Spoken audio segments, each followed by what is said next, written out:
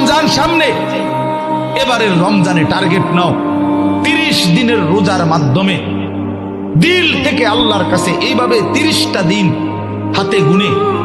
তুমি আল্লাহর সাথে ওয়াদাবদ্ধ হও যে আল্লাহ 30 দিন আমি রোজা রাখবো, এবং যৌন চাহিদা, লজ্জাস্থানের চাহিদা, অশ্লীলতা, বেহায়াপনা, নর্তকী, নাচ গান, উলঙ্গ ছবি দেখা, নারীকে নিয়ে চিন্তা ভাবনা, মেয়েকে নিয়ে অশ্লীল চিন্তা ভাবনা,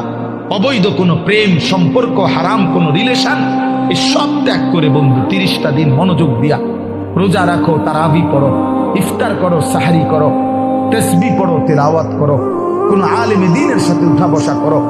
ইমাম সাহেবের সাথে সম্পর্ক করো। ইনশাআল্লাহ দেখবা